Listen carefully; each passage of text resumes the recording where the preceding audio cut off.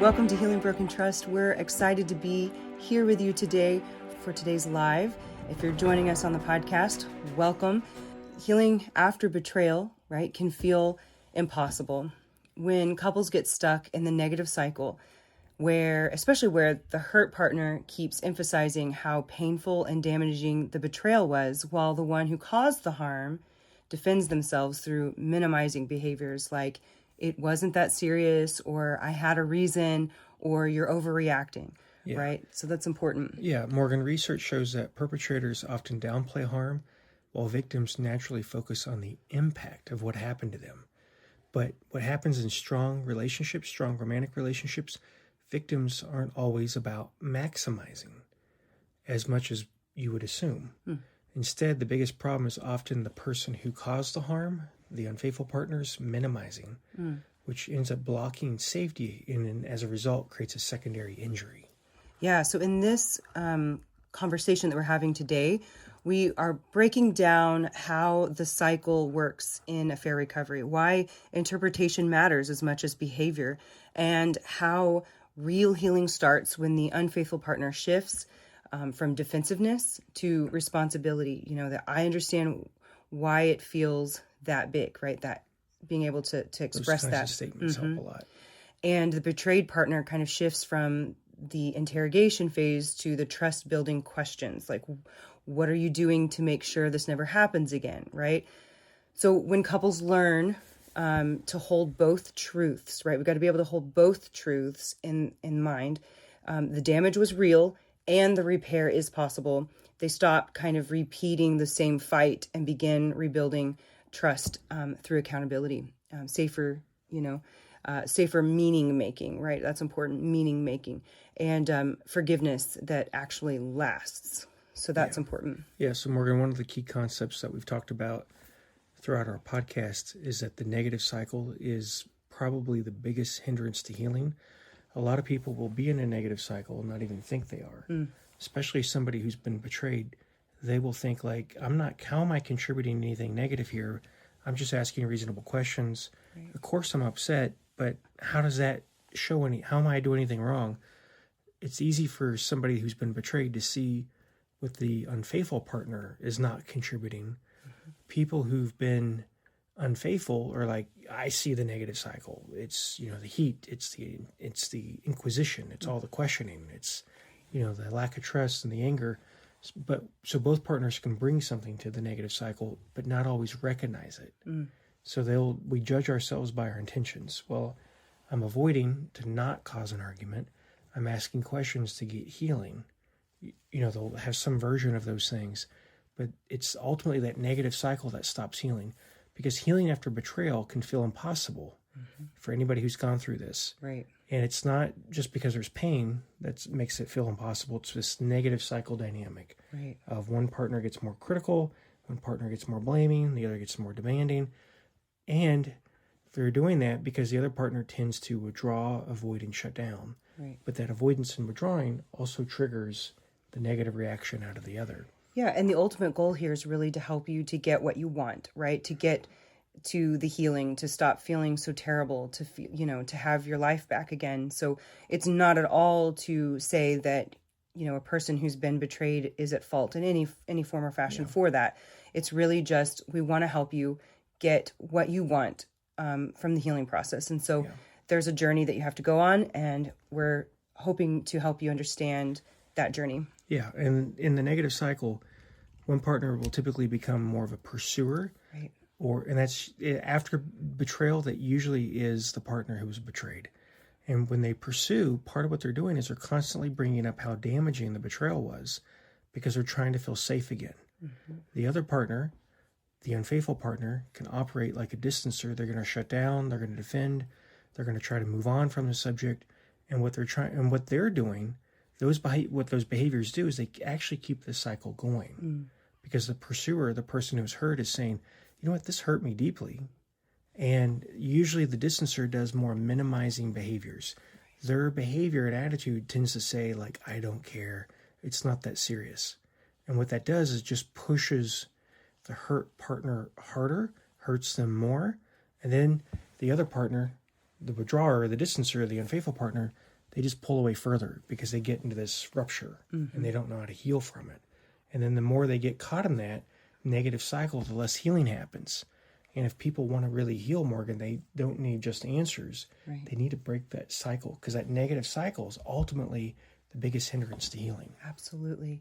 Absolutely. That's super important. So, Morgan, let me ask you, can you, like, we have pursuers and distancers. What do distancers tend to think, the unfaithful partner, when they're in a negative cycle, how do they tend to see things? Yeah, that's so important. And it's also important to realize that this is obviously a generalization. It's usually what couples are experiencing, but it's not all the time, every time this is the situation. But distancers, they often like to minimize in order to survive, right? So the person who caused the harm, that distancer. And what we find is research shows perpetrators often protect themselves by minimizing what happened. And so minimizing happens when the unfaithful partner is telling the story about what happened in a way that makes the harm smaller, right? Because they don't want to hurt their spouse. They don't want to cause more pain. And if they can make that pain smaller, they will. I think it's natural for us all to avoid pain, right? So minimizing sounds like it was an accident. You know, I had a reason. It didn't mean anything, or you're overreacting, you know, calm down. But here's what the betrayed partner hears. Your pain doesn't matter, right? They're hearing my pain doesn't matter. And they're hearing also, I don't matter. Right. I don't matter. Exactly. And you're not choosing, you're still selfish. You're still, you're still doing the same behaviors that you were doing in the affair. I don't matter. You're still, right. Show me, I don't, that my pain doesn't matter. You're still choosing yourself, not us. Yeah. And that's why minimizing is so dangerous. So it doesn't calm the situation. It really escalates it. And the betrayed partner isn't just reacting to the affair anymore. They're also reacting to the feeling that their reality is being erased, right? My truth, my feelings are being minimized and being erased. And so healing really can't begin until the person who caused harm stops minimizing and starts to validate, right? And reassure that reassure their partner that they are really caring about their partner and how their partner feels. Well, they have to, like another way to say that, Morgan, is healing can't really happen until the betrayer becomes a healer. That's right. Like they definitely have to stop minimizing the pain because it shows like, I don't get it. I'm not safe anymore. But they also have to actively seek to become a healer. Absolutely. And so, Morgan, that's kind of how the distancer, the unfaithful partner sees it. For people who've been betrayed, they tend to operate more as a pursuer. And just like you said, this is kind of a generalization. But how they tend to think is, a lot of people look at somebody who's been betrayed and they're like, oh my gosh, you're too emotional about this. You got to just leave and you'll feel better. Yeah. That kind of thing. Or you won't let it go. But what's really happening is they're fighting for survival. And so what they'll tend to do is they tend to engage in more maximizing behaviors. Like Morgan mentioned, minimizing behaviors, which is telling the story in a way that minimizes what happened. Maximizing happens when someone tells their story, what happened to them, in a way that makes the harm sound bigger. You don't really see that too much in romantic relationships. You see that more. What's interesting about that statement is you tend to see that more in relationships where it's like coworkers, where they're not dating. It's like a friendship, dating, roommates, some other relationship that we're not like romantically involved. Yeah. Like, people will blow it up into a bigger thing. But in dating relationships, that's not as much of a phenomenon. But people who have broken trust still apply minimizing behavior to it. So they're going to say things like, so when we maximize or have been really hurt, we're going to say like, you know what, you've ruined everything. I'm still mad about this. This is unforgivable. You had no excuse.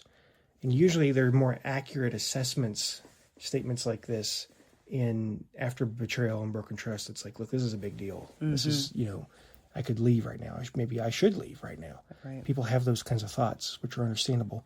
But the truth is that when people feel this way and have been betrayed, they're often not actually trying to punish the person who hurt them, their spouse. They're trying to make sure that their spouse, the person who hurt them, understands the impact of what they've done. Right. They're trying to stop the pain from being minimized. And that's a big part of what they're trying to do is like, I want you to recognize the severity of this. I want you to get it. I want you to understand the pain. I'm not trying to punish you. I just want to call attention to this because when you are here and you understand it, that's what allows me to begin to feel safe. Yeah. And when that doesn't happen, they talk about it a lot. They bring it up. It's hard to let it go. They've got trauma symptoms. And as a result, because they're not getting better, they're not feeling safe, they got to keep bringing it up. Right. And then that's where the distancer, the person who's unfaithful, feels like, oh my gosh, we're never going to get over this. You can't let it go. You can't forgive me.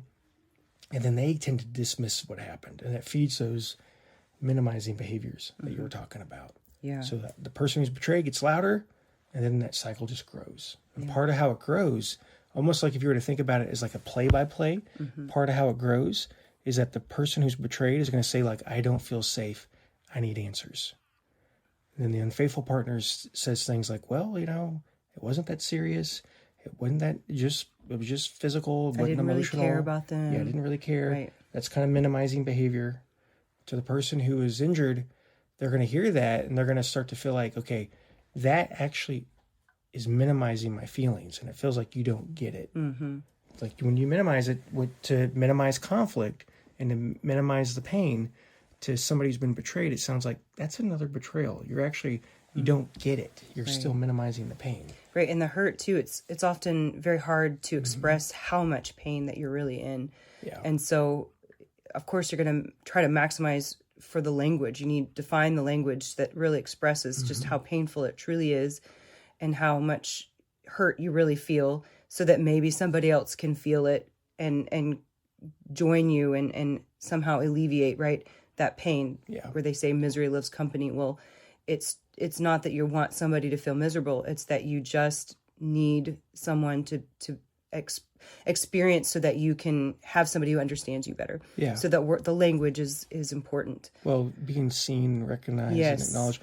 Part of what people need is acknowledgement. And that's where this cycle breaks down. Yeah. Is I don't sense that you really understand this and truly get it. Right.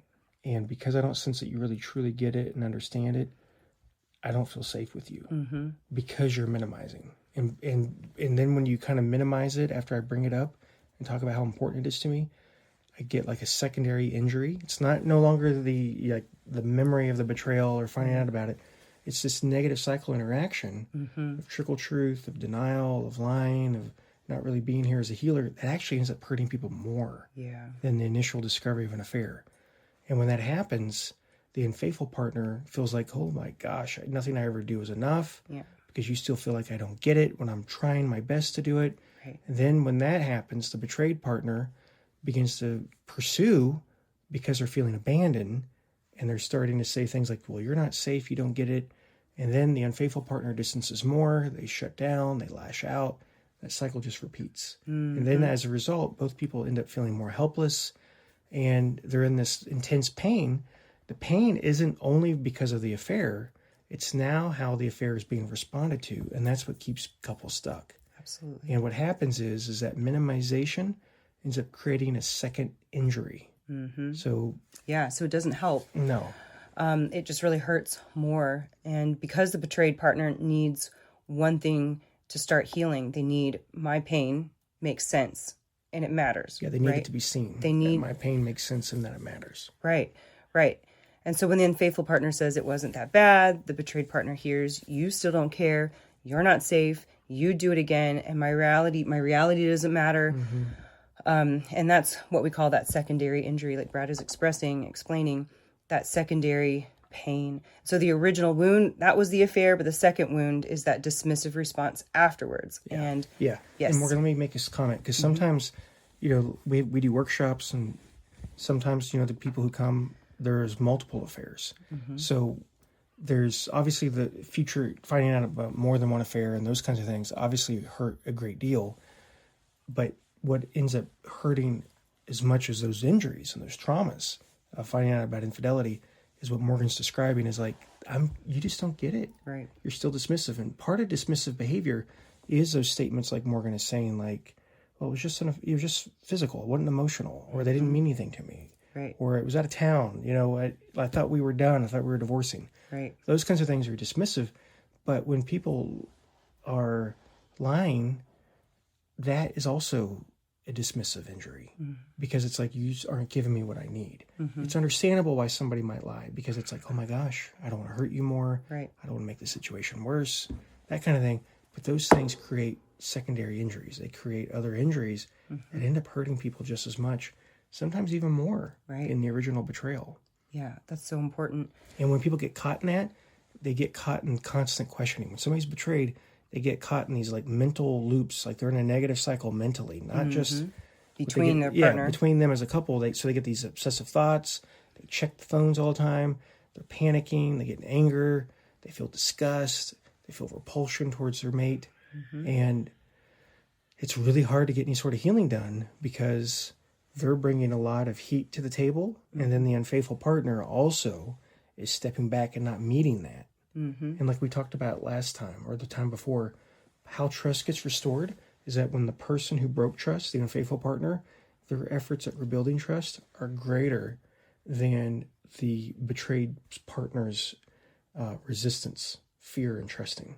So when my efforts to make you trust me are greater than your fear of trusting me, when that's greater than your fear of trusting me, that's when trust will be restored. I've got to put intense effort in and consistency in.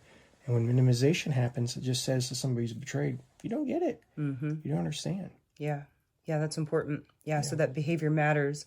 But interpretation matters too, right? Yeah. How we're being interpreted. Yeah, you can watch somebody and observe them, but how you think about them, what you understand them to be doing and why they're doing it, that matters just as much as behavior, what they're doing. Right. Yeah, and a lot of couples, they think affair recovery is just about changing behavior, right? No contact, transparency, therapy, accountability. And yes, that matters. That matters. But research also shows something else. People don't just remember events, they interpret them. And those interpretations, that also shapes forgiveness. So the betrayed partner interprets the betrayal as, danger, obviously.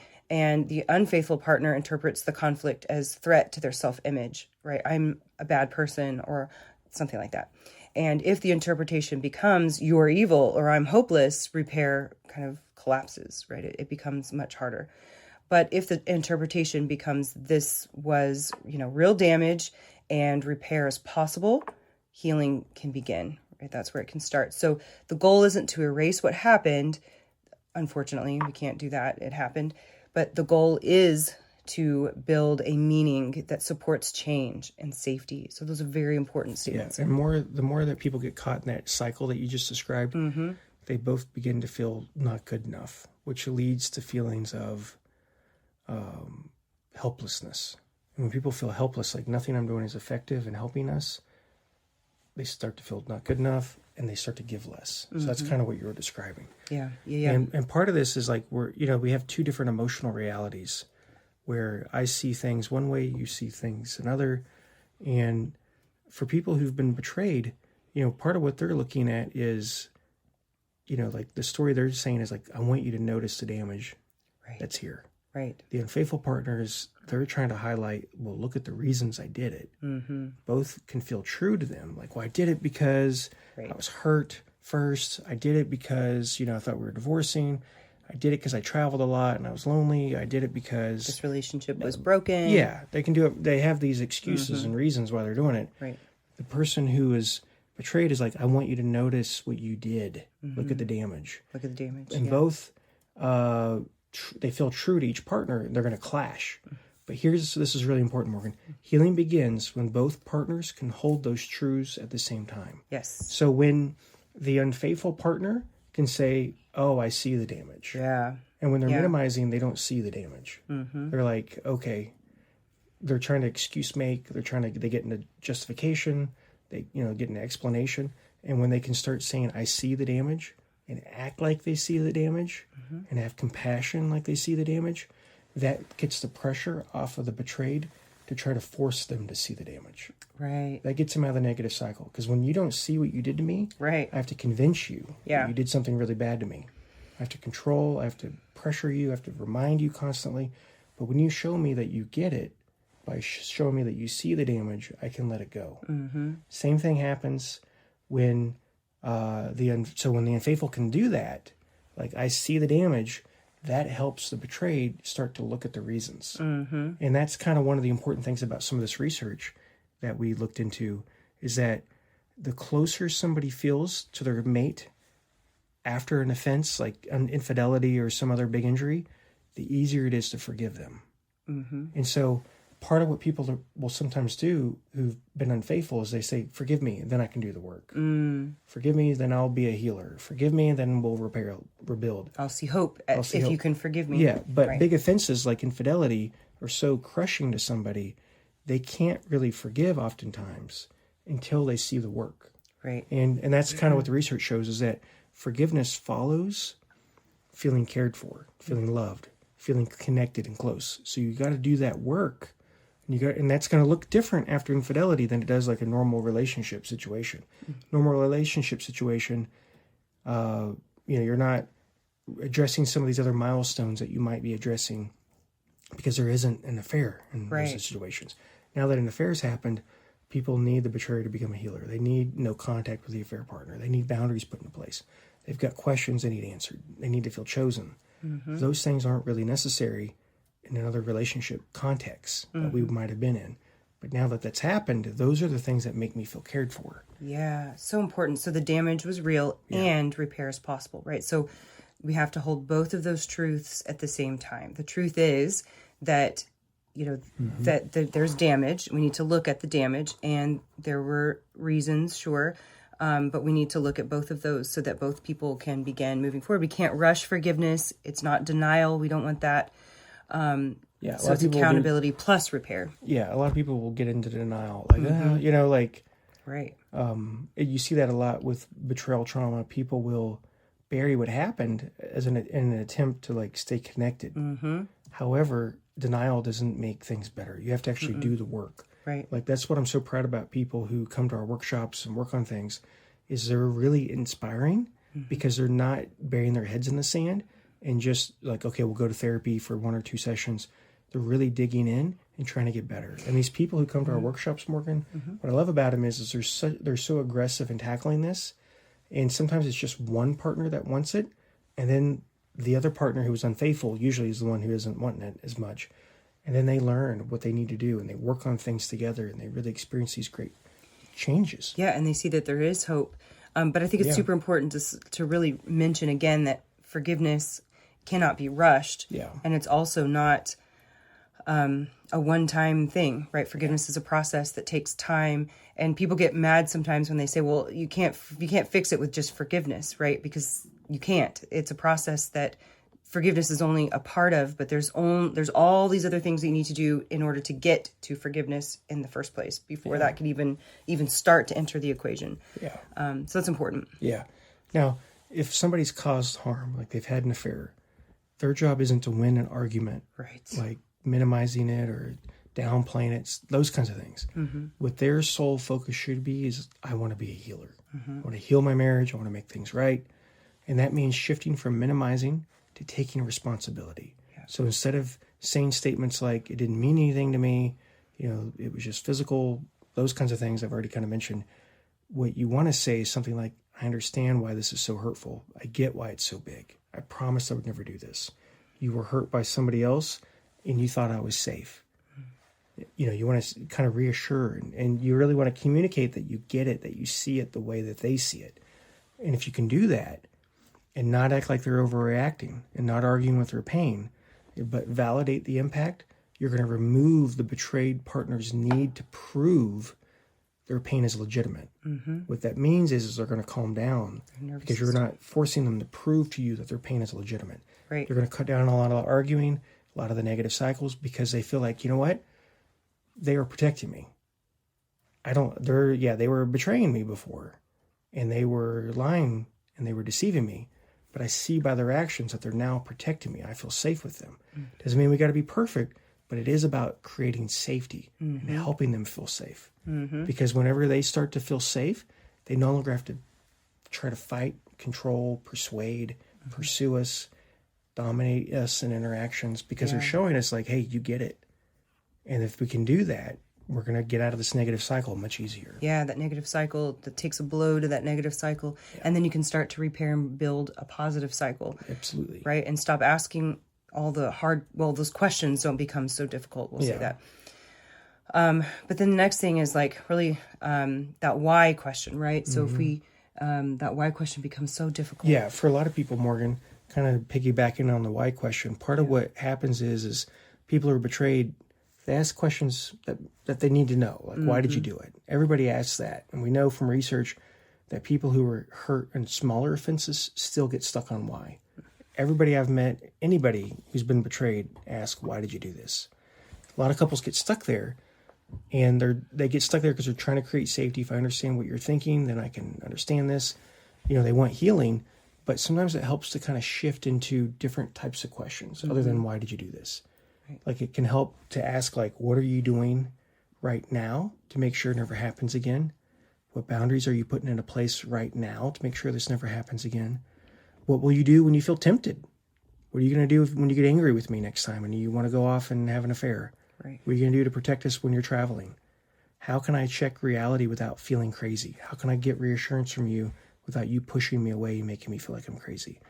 Those kinds of questions move the relationship from pain into protection. That's what are you going to do to protect us? And so that's something that people who've been betrayed can do, is they can kind of ask questions like that, like, what is the plan now to protect us? Yeah. And that way it kind of gets us off the focus of the pain in the present to more future-oriented. How are you going to avoid the temptations or deal with temptations when they naturally come? Yeah. What are we going to do to protect ourselves, right? And the idea of forgiveness, again, kind of going back to that, it's not forced, it's built. It's built carefully over time with the right tools. And so forgiveness after an affair isn't something that you demand from someone, right? It's not something that you're even owed, really. You can't demand it. It's something that you build. So research shows forgiveness becomes more likely when the relationship can hold a more repair-friendly meaning of what happened. So all of the things that we've talked about so far, not minimizing the betrayal, but making sense of it in a way that supports healing. So forgiveness becomes possible when the betrayed partner can believe that they can take full responsibility. I know that you can take full responsibility. They understand the impact. Yeah, and people who've been betrayed believe it after seeing it. Right. Like, I see that you're taking full responsibility. I see that you're doing that. I see that you are understanding the impact and that you're consistently changing. But if they don't see that, then they can't forgive. And like we've talked about before, Morgan, like forgiveness, trust, and healing are all intertwined. All the steps that create forgiveness create trust, and they create healing. And people can't forgive until they feel like they're healing and they feel like they're able to trust. Yes. So that's really important what you're bringing up. Yeah, that's super important. And so you understand the full impact, and then, being able to reassure your spouse that that's something that you can do, that you can understand the impact. Then they're able to really look at the reasons. Yeah, well, I'm kind of jumping ahead because what you said this before we started recording. You said that, when the betrayal, like healing can't happen until the person who's been betrayed begins to believe that the betrayal is not the whole identity of the unfaithful spouse. Right. So the betrayal, when there's really not, and I agree with that, like no real healing can happen long term anyway. We can make baby steps, we make some leaps and bounds in some ways, but a part of recovery and healing is when the person who's been betrayed begins to believe, like, you know what, this betrayal is not the whole identity of you. Right. They're not making excuses, they're not denying, they're not doing that kind of thing. Yeah. Someone said, what you do is not who you are. I mean, if you do it consistently over time, over and over, you start to wonder, like, is this person, is that the sum of their character? But you can always change that anytime you choose. You can start rebuilding who you are and what what you want to be known for at any time. It's up to you completely. And so, separating the act from the identity, so repair can happen.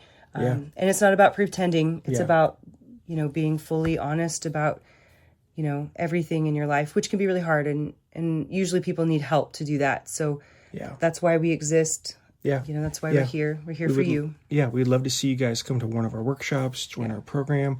We have a lot of resources that we want to help you. Our program is designed to be comprehensive, structured, and to help you move through this problem fast. Couples therapy may be useful, but oftentimes it lacks that structure. It's not as comprehensive and it doesn't move as fast as we need it to be. Right. That's why we're available for you. We'd love to help you in any way we can. If we've been helpful today, please hit subscribe and like, and we will see you next time. Thank you. All right. Thanks, guys. Have you been wondering how to break free from the affair once and for all? Now's the time to take back your life, your emotions, find happiness, joy, and fulfillment with your marriage. HealingBrokenTrust.com is the place where you can find resources to take the healing journey to the next level. You'll find incredible resources for every stage of your affair recovery journey. Connect with our team of qualified affair recovery therapists who stay current with the ever-growing, ever-changing affair recovery research that's available to help you heal wherever you are in the process. Take our home study course focused on helping you communicate and express yourself in a way that gets you what you want. You can also book an incredible one-on-one intensive retreat where instead of dragging out the pain over months or years, you can condense the time it takes to heal in just a matter of days using scientifically proven methods that work to help couples lower their guard, let go of the fear, melt the anger, and experience each other at a deep emotional level you may have never experienced before. So what are you waiting for? Go to HealingBrokenTrust.com. But don't take our word for it. Read the client letters and listen to the reviews on the HealingBrokenTrust.com website. So go to HealingBrokenTrust.com and we'll talk to you soon.